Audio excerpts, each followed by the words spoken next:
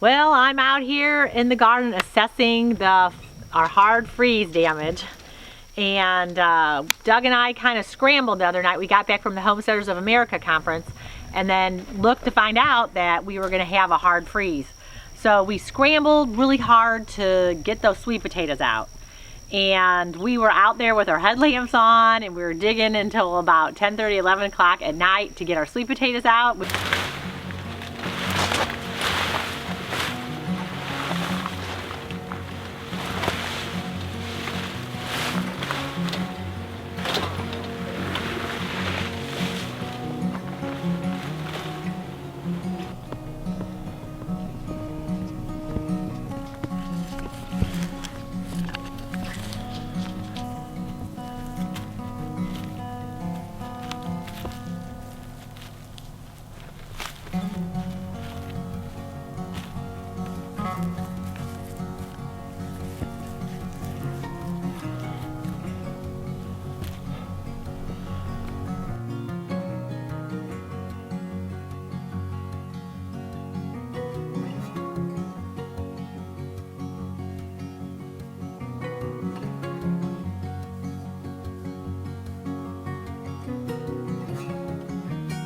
Which was kind of crazy because they're purple sweet potatoes and they were dark and the ground was still really wet, so it was kind of hard to see them, but we got most of them all out, I think, and they were awesome. The one thing we did to protect our soil, because we wanted to protect all the little microbes and we didn't want to keep bare soil, so what we did is we took the vines and I just dumped them on top to protect it for when we had the freeze.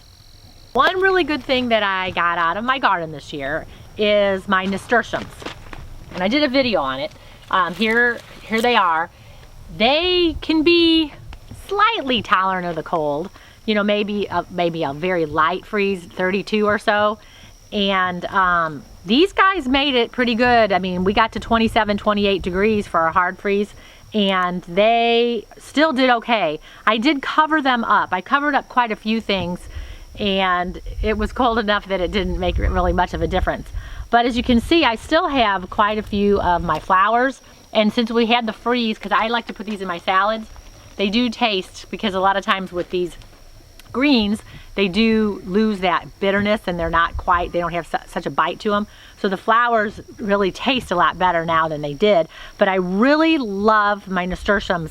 I never had planted this many as I had done this year, and they really take off. They were so beautiful the other day, but they really do get in there and they just multiply and they just fill it out, and they love the cooler weather.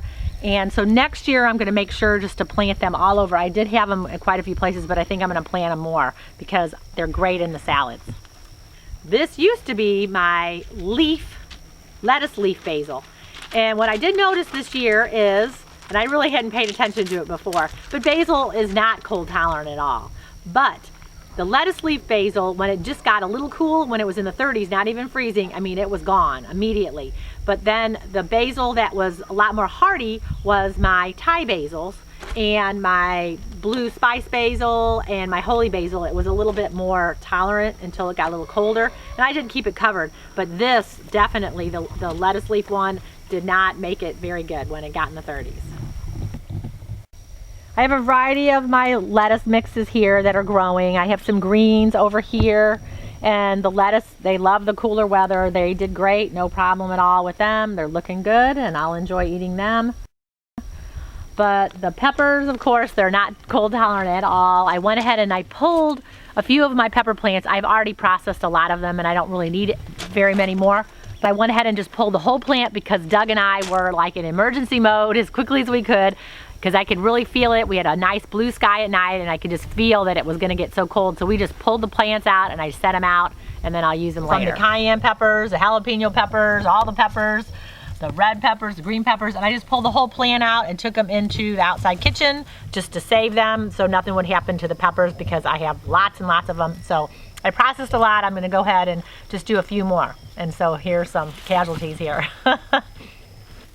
I wish you guys could have some smell-o-vision. Here is my peppermint. And I learned this little tip from the Amish when we first moved down here, because sometimes I would go ahead and I would try to, dry out my peppermint leaves to make for tea, and they'd always turn brown and they didn't look good. So then one year when I had talked to her, she said the trick to her is when she does her peppermint tea or any of her spearmint tea, any of her teas, what she does is she goes ahead and cuts her mint back in the middle of summer, lets it grow back, and then you wait until after the first frost. And then when you get after the first frost, it helps it after you dry it to keep it and stay green. So there's a little tip for you guys, hashtag nugget. Wait until your first frost, and then you can go ahead and dry out your peppermint or your spearmint, whatever type of mint you have, and then it'll stay green when you're ready to use it in your teas. This is my arugula patch. I love arugula, it's my favorite. Some of these are older, and when you get them a little older, they could be a little tougher, but we've had this frost, and so now these greens taste amazing. Very good. Use them in our salad tonight. Kale growing, and it does very well in the cooler weather. And then I have quite a few plants of my rainbow Swiss chard. And all I do is I plant it early in the season and I just let it keep going. As you can see here, these plants have been here a long time. And basically I planted these in the spring and I just keep letting them grow and grow. I just pull the leaves from the outside. If they look bad, I just pull them off. And it's the gift that keeps on giving. I love my rainbow chard. I plant it and I use it, and it's great because it can get to 15 degrees. It is very cold tolerant, and it is great. I use it so much. And then the one that is just absolutely amazing that really loves the cooler weather is parsley. I mean, it's amazing. So this is my parsley, and it's doing great. And then what I was saying before, here's some Thai basil. After the hard freeze, it just totally died off. But it smells amazing. And I also pulled a few of my dill plants out just to keep, and then I'm going to go ahead and dry those out. I've already done that. But as you can see, the dill is very cold hardy. My oregano is really cold hardy. So I'm going to go ahead and take some of these pumpkins that didn't make it and they're not ripe enough. So I'm going to use them as decoration for the fall. But always be prepared. Every year is a little different. I know this frost snuck up on Doug and I, but we had a great garden. I'm really happy with everything that we got. And for you guys just to stay prepared and maybe start getting your beds ready for next season, you know, start planting the seeds that you want to use, and just be happy with what you got, because every year it gets better and better. We learn a little, you know, something new. And for me, I'm going to start doing a little bit more nasturtiums, I think, and planting a lot more different varieties of pumpkins and watermelons for next year. I will see you guys later. Hey guys, thanks for watching our video. You might want to check out these videos. And if you want to become a Homestead homie, click the picture of us below. We will see you tomorrow.